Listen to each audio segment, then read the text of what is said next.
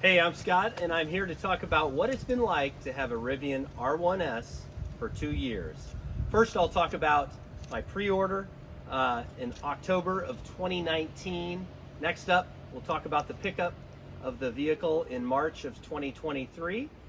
Then we'll talk about some of the adventures that we've had with it, some of the modifications we've made on the vehicle, both inside and out, some of the service challenges we've had, but the overall conclusion of whether this is a vehicle for you and your family.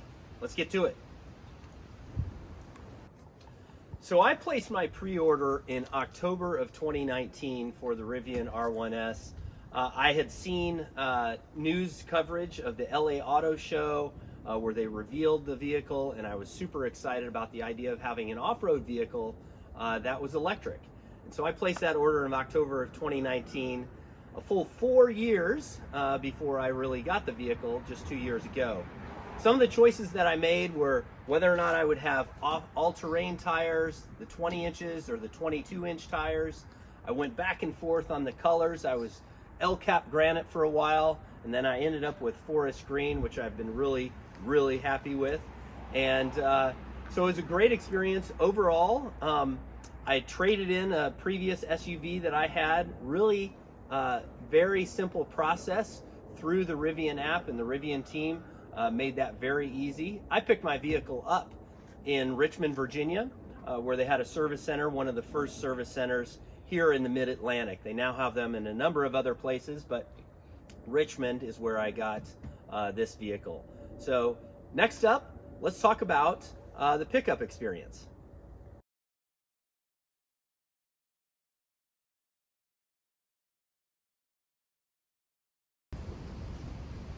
So I was super excited to pick up my Rivian back in March of 2023. It was a bit of a rainy day, and I drove here from Northern Virginia down to Richmond, which is a couple hours away, to the service center.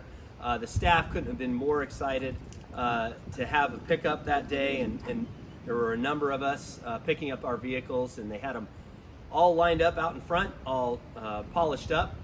And the process was really easy. There was a little bit of paperwork, all digital. I traded in my used 2014 Range Rover and got a good price for it, so I was excited to put that against the cost of my Rivian.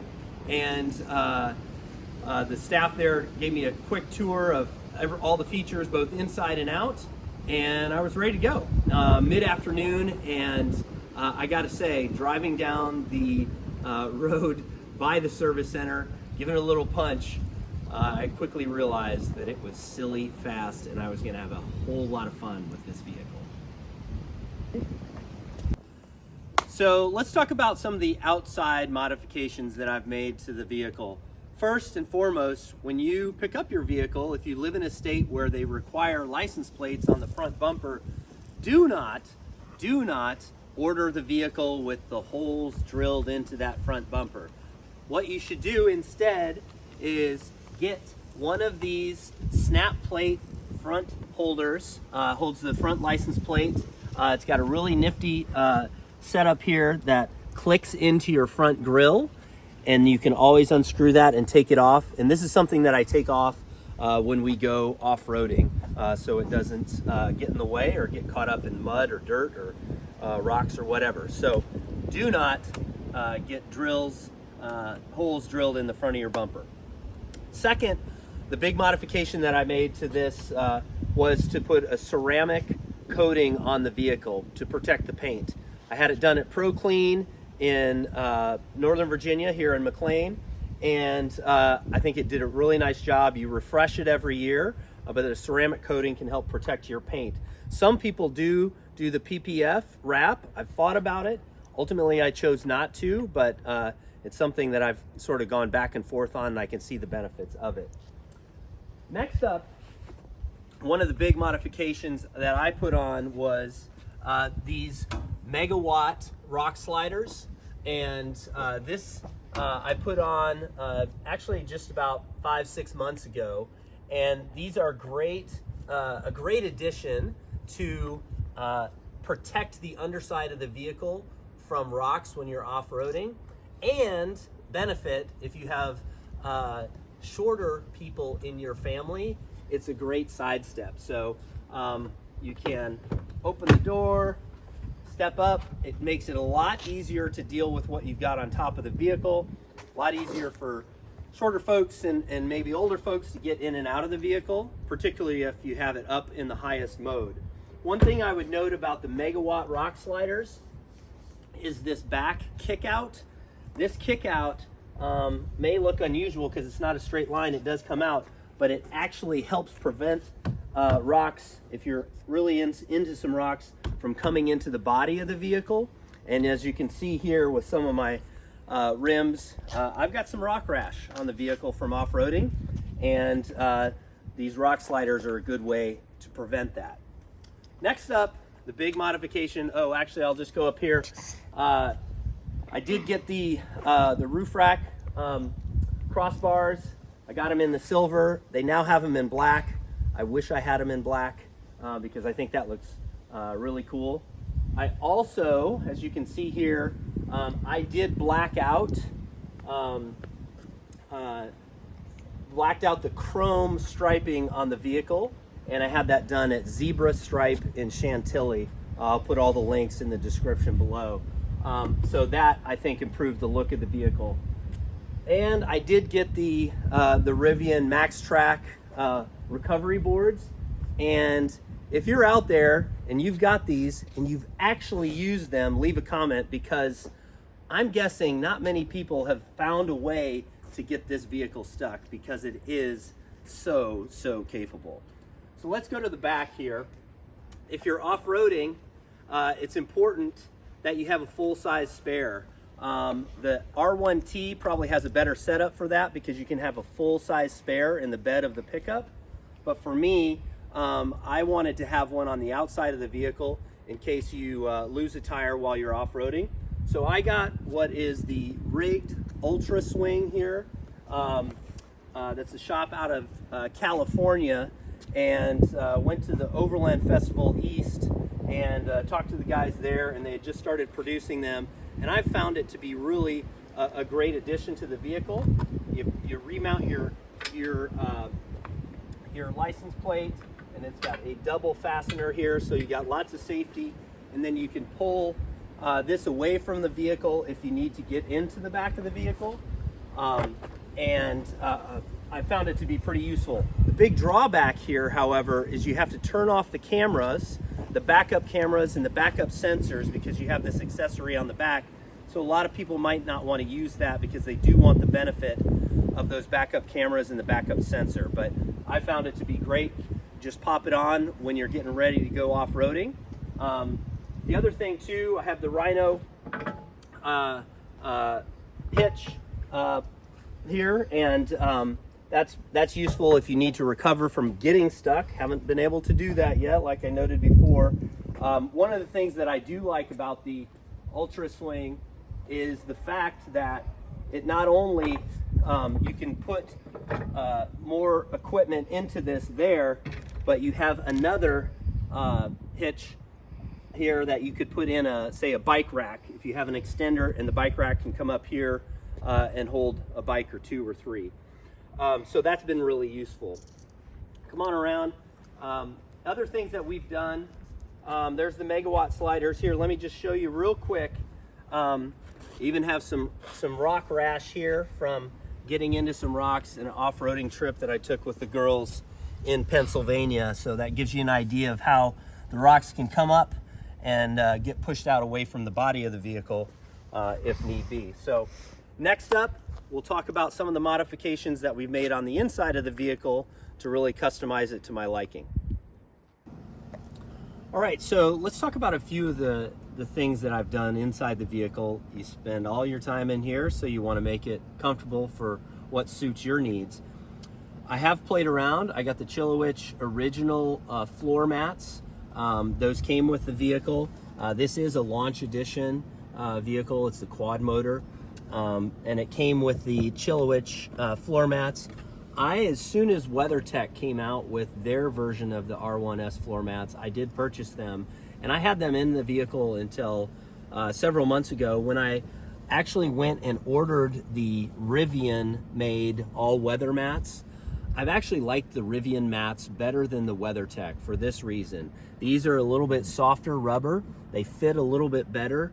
The WeatherTech was a little bit too plasticky for my desire, and it had a lip over the side of the vehicle that I didn't really like. So these Rivian all-purpose floor mats have been great, I think.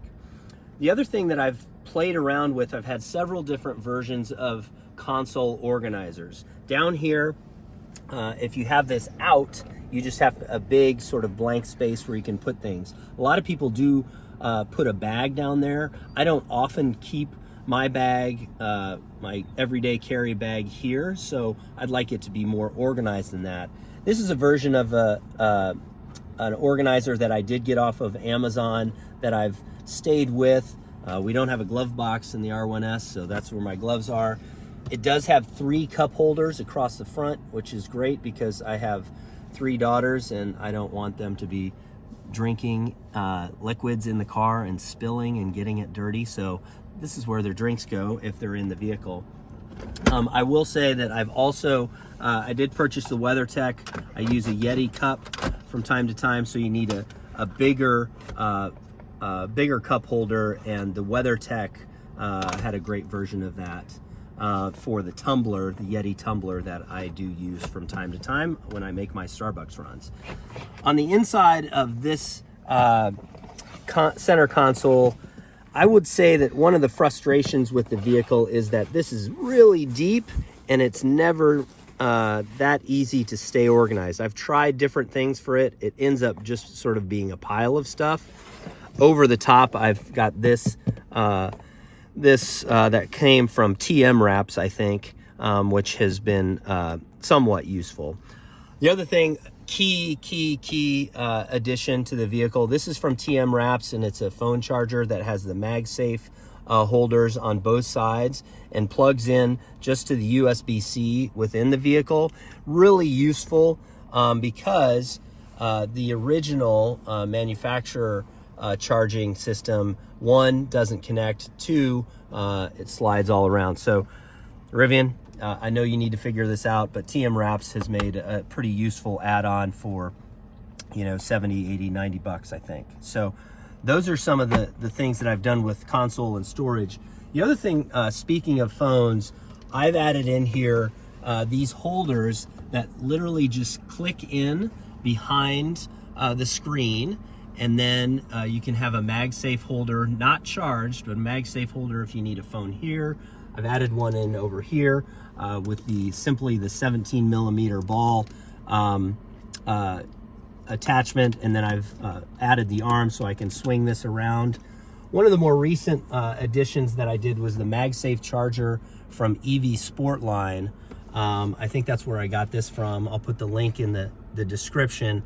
That is actually powered down to the fuse box underneath, so it does take a little bit of work to install it, but you run that cord, that power cord, up through the vehicle, and this attaches into brackets underneath the dash. Really secure, nice place to have charging capabilities. And I have found that the mount on the left hand side is better to see the phone than on the right hand side where it is tucked in behind the steering wheel. So if you're one that uses Waze, or you want to look at other things or have control up there on your phone, this is a very, very useful addition.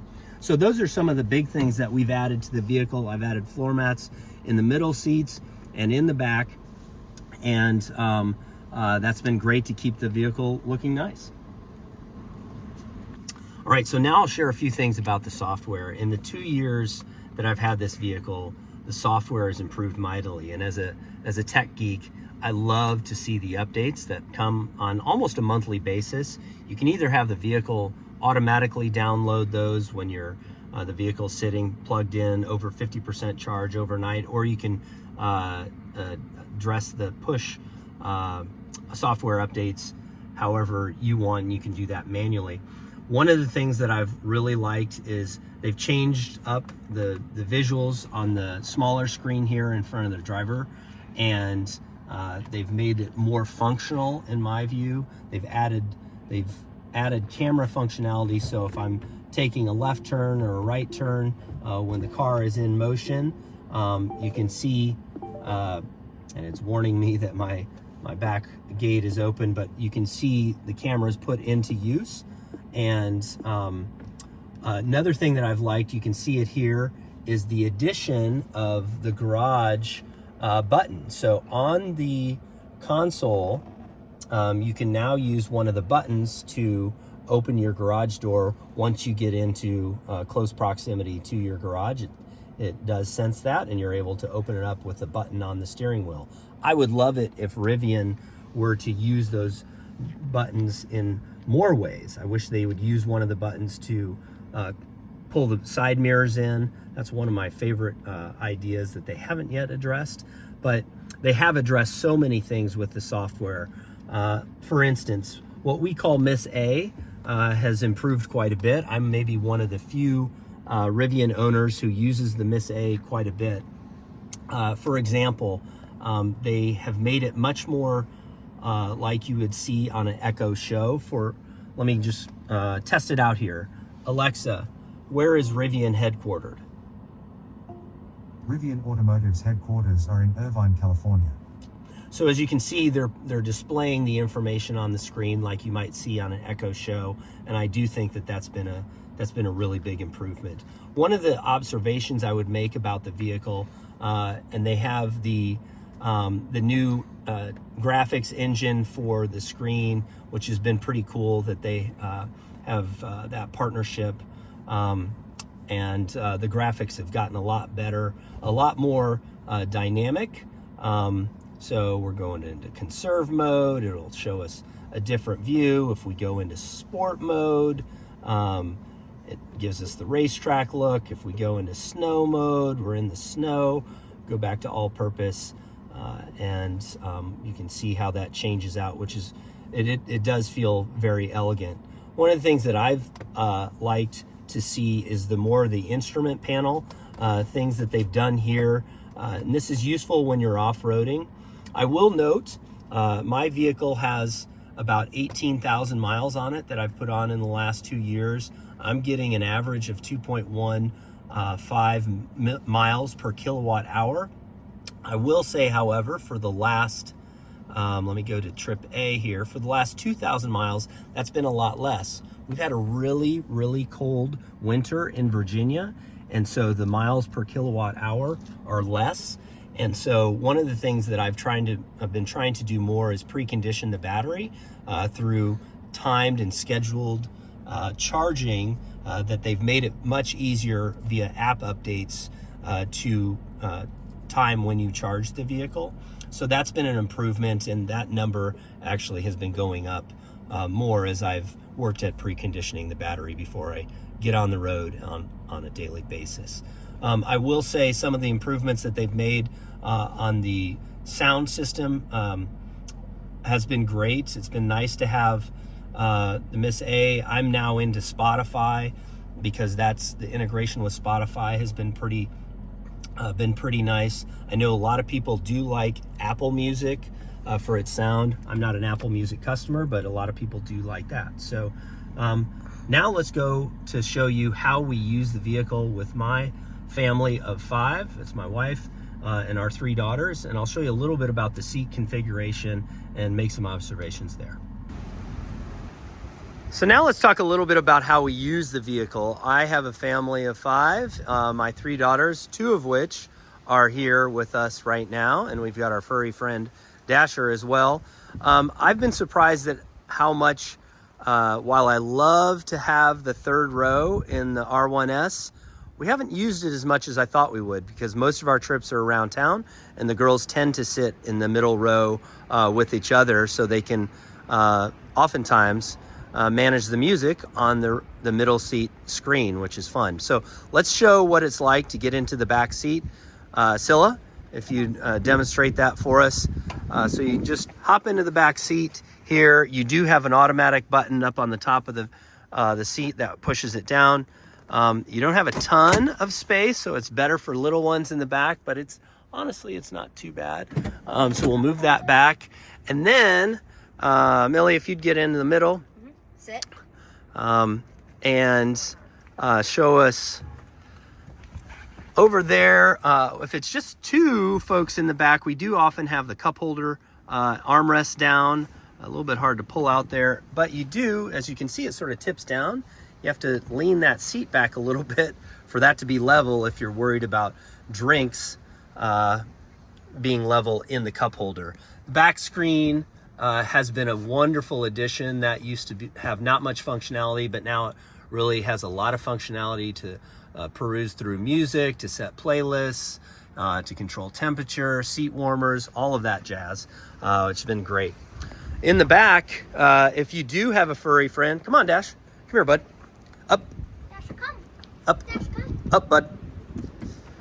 So if you have a bigger dog like Dash is, he's a Bernedoodle, there isn't going to be enough room behind the third seat really for them. So oftentimes we will have one of the seats tilted down. Dash, why don't you get in there, bud? There are Ruffland dog crates. We have a standard dog crate, kind of a run-of-the-mill one that does fit in here. If we're taking longer trips with him, we'll put that in. Ruffland at Bass Pro Shops have some really nice ones that do fit in here pretty well.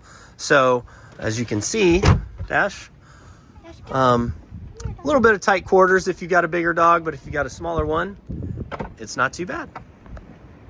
So we've taken the Rivian camping. It's been a great addition. This vehicle is faster than most production sports cars and is more capable than really any other off-road vehicle. I'm a lifelong Jeep owner, and this is arguably way more capable than the Jeeps that I've had. We've loved it for a few reasons. One, it's not a huge vehicle, but it has a lot of space. So if you need to put a lot of things in the back of the vehicle, you can do that. This can lay flat, and you can put an air mattress down. You can also just put two full-size adults in the back to go camping, which has been great. We put the kids in the tent, and then you can add storage boxes. We've got a Thule roof box that we sometimes put up here to carry more gear. One of the other things, given the size of this vehicle, you might not think it has all the storage space in the world, but the frunk is something that I use daily. There's a lot of things that can go into the frunk. I keep a collapsible crate up here. If I've got groceries that I want to keep secure from rolling around, I'll put them in that. But there's so much gear that can go in here, coolers, other things that you need when you go camping or you go on long trips. And if your children get in here and they close it on themselves, there's always a light up button that they can safely get out if they need to. So this has been a wonderful vehicle for off-roading. We've taken it in a number of places. You can use a couple different things, a couple different apps that we've used. Onyx Off-Road is a great one. Trails Off-Road is, I think, another one that we've used to find trails. Shenandoah Valley in West Virginia, other places. And if you do get a Rivian, make sure you join your local area Rivian Club, because that's a great way to meet other Rivian owners and get outside and test the capabilities of the vehicle. So let's talk a little bit about service. Service has been a little bit of a sore spot for some Rivian owners, given the backlog at service centers to fix some of the issues with this first gen vehicle. I've had a great experience with the service team. I fully understand that there are going to be issues when you have a first generation vehicle. I expected little hiccups here and there. I've had to get service on a number of items. One, when we went off-roading once, we had one of our quad motors that was showing overheating, so they went ahead and replaced that. I had the air pump wasn't quite functioning correctly, so they replaced my air pump. I had phone as a key. The sensor on the door wasn't quite working as well as it should have. I did get that replaced. The USB-C ports in the center console are going to need to be replaced, so I have an upcoming service appointment for that. One of the things that, why don't you come with me over here, One of the things that also, I don't know if this is a manufacturing defect or something else, but I do have, while I love the paint job, I do have a little bit of bubbling that's happening here in the back door. You can see that a little bit. I'm not sure how we're going to address that short of repainting the whole door, but I do have a little bit of bubbling there, and I'm not sure where that came from, but that might be a little bit of a manufacturing defect. But all in all, I've been pleased with the support that the team has provided, and the app is elegant in terms of scheduling your own service, but it's not an issue that a lot of people are loving about the Rivian experience because there has been a bit of a backlog. So that's my video on 2 years with the Rivian R1S. I have loved this vehicle unlike I have loved any other vehicle in my life. In fact, it's the favorite thing that I have ever owned. As you can tell from my enthusiasm, I'm a big champion of Rivian. I hope that you consider getting one. And if you've liked this video, please smash that like and subscribe button. Show me that you liked it. Leave some comments on your own experience. And I would be remiss if I didn't thank my daughters, Millie and Scylla, for their production work today and helping me bring this video to you. So stay adventurous, and thanks for watching my video. Perfect.